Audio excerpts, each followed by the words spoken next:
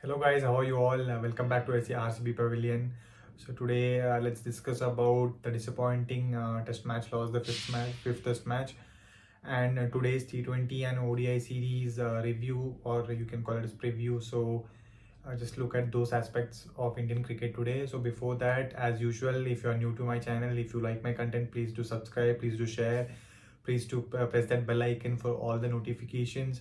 And if you're not followed my Instagram account, please do follow Anuraj Panikar. That's the main account, that's my personal account. And if you're not followed RCB Pavilion page, please do follow that as well, RCB Pavilion. So let's get into it, right? So first we'll start with the ODI series and the T20 series against England. Then we'll look ahead with the review of the fifth test match. So today we are playing the first T20. A squad has been announced. So if you look at the squad, there are so many. For first T20, it's a different squad, and for the second T20, second and third T20, it's a different squad. So for the first T20, the squad is Rohit Sharma is the captain. Rohit Sharma is back from COVID. He's playing. He will be playing. He's the captain. Then Ishan Kishan, Ruturaj Gaikwad, Sanju Samson, Surya Kumar Yadav, Deepak Huda, Rahul Tripathi, Dinesh Karthik, Hardik Pandya, Venkatesh Iyer, Yuzvendra Chahal, Akshar Patel, Ravi Bishnoi, Bhuvneshwar Kumar, Harshal Patel, Avesh Khan, Arshdeep Singh, Umran Malik. So experienced players have been rested. Virat Kohli is not there. Uh, so all the senior players have been rested. Virat Kohli, then Jasprit Bumrah, all these players have been rested for the first T20 internationals, but they are back for the second and third T20 international where Sanju Samson and Sanju Samson, then Arshdeep Singh. These are the people missing out, but rest also remains the same. Jasprit Bumrah, Virat Kohli, everyone are back for second and third T20. Dinesh Karthik is there in the squad with the experienced people as well. So looks like he is heading into Australia for sure, right? And Hardik Pandya obviously will be there in the squad. So this is the squad for the T20 international matches. So if you look at England's squad for T20 international, it's going to be a very tough series. Josh Butler, the new ODI captain, new white ball captain for England. Josh Butler, Moeen Ali, Harry Brooks, Sam Curran, Richard Gleason, Chris Jordan, Liam Livingstone, David Malan, Timal Mills, Matthew Parrington, Jason Roy, Phil Salt, Reece Topley, David Willey. So whatever side England pick in ODI, this is going to be a tough game, right? They will come out all blazing, all are experienced T20 professionals. So it's going to be a tough series, tough white ball series, I feel. Especially because India lack confidence. I feel off late they're struggling with the bat Indians. They're bowling well, they are doing good performance, putting in good performance with the ball, but I feel they're struggling with the ball, bat especially. So if you look at today's, that's the reason, right? So they have to play well, and especially giving like especially looking at World Cup, especially in Australia. So they have to got to bat well. So they have to start performing. And today's it's going to be a huge game for youngsters, especially if you look at Sanju Samson. He has to perform because they know the way to get into the squad for the World Cup. So it'll be exciting, but it'll be for sure a tough game. Josh Butler, again, their tactics are not going to change. Obviously, they will go all blazing, so they have to bowl well, field well, bat well, everything. They have to be top of the game. So it's going to be an interesting game. So if you look at the probable 11 for India, as per Crickbuzz, it's gonna be Rohit Sharma, Ishan Kishan opening. Then one down, Deepak Huda, obviously he can be dropped. He's in form of his life. Then comes Surya Kumar Yadav, Hardik Pandya, Dinesh Karthik, Harshal Patel, uh, Bhuvneshwar Kumar, Arshdeep Singh, Yuzvendra Chahal, and Akshar Patel. So for me, this is the possible 11 provided by Crickbuzz. But for me, I will make one change. Akshar Patel doesn't look in good form. I will get in Ravi Bishnoi in place of him. Ravi Bishnoi and Yuzi Chahal. Anyways, Ravi Bishnoi bowls a lot of wrong ones. So anyways, he can be, and it's difficult to hit him with that wrong ones, right? So it doesn't matter if there are a lot of left-hander because he anyways bowls the wrong one. I think that's his top bowler rather than the leg spinner. So I will play Ravi Bishnoi and Yuzi Chahal both, and rest all the same. I don't think Sanju Samson will get a chance. Sanju or Arshdeep might get a Arshdeep Singh also. Maybe he might get a debut because he didn't get a chance in previous series, but Considering they are playing England, the first match of the series, they might go with a strong bowling attack wherein Harshal Patel, Bhuvneshwar Kumar, and Avesh Khan might play because they are relatively experienced now. And there is Bhuvneshwar Kumar, sorry, there is Hardik Pandya and Ravi Bishnoi and Yuzi Chahal. So batting looks settled. So I don't think there's a place for Sanju there. Unfortunate because he is only there in the squad for the first T20, so not really sure. Or maybe they might give rest to Ishan and just to provide chance to Sanju, but it looks very unlikely because first game Rohit Sharma back, he would want to win the game.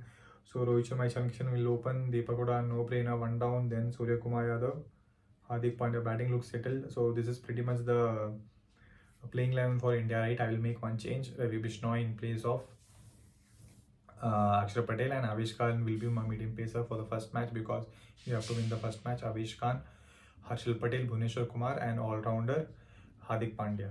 So that's the playing 11 for tonight's game. It's going to be exciting. So that's the like preview about the T20 match, right? So if you look at, so now we'll go into the test match review. Disappointing loss, right? I had a huge disappointing loss. We were in commanding situation. Didn't know how come we lose this game, right? I think we were a bit overexcited, or you can tell overconfident. So but very disappointed with the result. I feel where we lost, I think we could have played some smart cricket, right? We could have played smart cricket. We should have batted the fourth day full. I should have given them only one day to chase the total. I think we just thought, okay, we can play not exactly their brand of cricket. It's going around world baseball, but that's not the way, right? You have to play according to your potential. But I didn't think they played their cricket. That's not the worry I have. But they could have been little smart. And batting collapses is putting us down in test match, especially, right? As called out by Rahul Dravid, our coach, we are struggling in the third innings. That is team's second innings. Not really sure what's happening. And Virat Kohli continues to struggle. Looked good in practice matches, but hopefully let's see how he plays in the T20 format. He's there in the second and third T20 international squad. So in second innings, he's got a Jaffer of a ball. Can't do anything about that. But looks struggling, right? He's not getting that big score. He's not getting that 50s, 100s. It's been long, more than 75 innings. He has not scored 100. So fans are waiting, eagerly waiting for his comeback. I am sure he will come back for sure. But if you look at the middle order, also Shreyas, he has struggled. As I called out in my previous video, he will struggle with the short ball, and both the innings he got out for the short delivery, right? I think this is a transition period for India in test match because Ajinkya Rahane looks, he's done. Chetesh Pujara is coming to an end. Hanuma Vihari, yes, he has opened. He's battling in the middle order. He's batting in number 3. He doesn't look so much settled. I think it's time. It's a transition period for India in test match, especially batting. And it's very rare India are blessed in bowling attack. Again, they are picking up 20 wickets. Bowling is well settled. Now the major part for India here, the concern is batting. So batting collapse again because only in first innings again two player contributed, right? Jadeja and Pant. If they wouldn't have contributed, again the match would have gone long early. But I feel the turning point is where they got little bit overexcited, I feel, and I don't know I'm right or not. I think they became overconfident where when Johnny Bairstow and Ben Stokes were batting, there was no need of that clash or between Virat Kohli or Johnny Bairstow that pumped him up. I think it was not required. We were going really well, and that just pumped up Johnny Bairstow, right? And he's in form of his life, so he scored that brilliant century. They scored 284, and if they would have got all out for around 200, that extra 84 runs lead, it would have helped. And I don't know with what sense they batted in the second innings where they got all out for cheap, and at least they should have thought, right, we have already won the series, and just bat through that fourth day and give them one day. So if they would have given one day also, still they would have tried to chase that total, but at least little safe that we won't lose the game, and at least that grip and at least that confidence will be there to push them even more harder. But just that we didn't apply ourselves well, I don't know. Maybe in one point it's correct, we played positive game, nothing against it, but at least you should have been a little smart. Just playing through their mindset, right? Just make sure they are not winning. Test match, at least you should have done that bit. That okay, we make sure England are not going to win, but unfortunate, very disappointed actually with the loss. Nothing much to judge about Bumrah's captaincy. He's very new. He performed really well, right? That 30 runs from an over, bowled really well. So nothing much wrong from Bumrah's end. I think he did pretty well. Just that batsman let the team down again. It's been happening from a couple of series now, especially test matches. So they have to buckle up. And final point from my side for test reviewers, they should have played Ashwin, right? Could have played Ashwin. Shardul Thakur didn't have a great game, and could have played Ashwin. They have a lot of left-handers. They do attack, so Ashwin would have been a good choice. Not really sure why they didn't pick him. Again, going with the conditions, going with the medium paces ploy, right? For me, I should have played Ashwin for sure.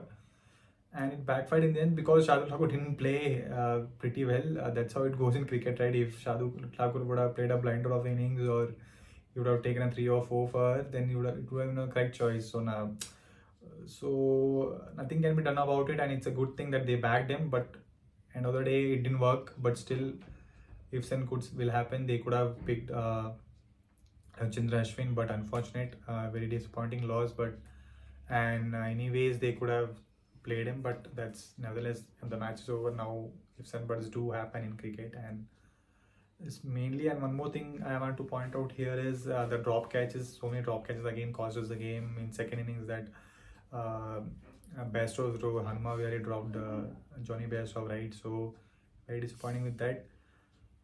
Anyways, these are the points I had for test match review and for the T20 and ODI series. So looking forward to T20 match today. So I hope you liked this video. Please do share, please do smack a like on the video, please do subscribe. Thank you guys, take care.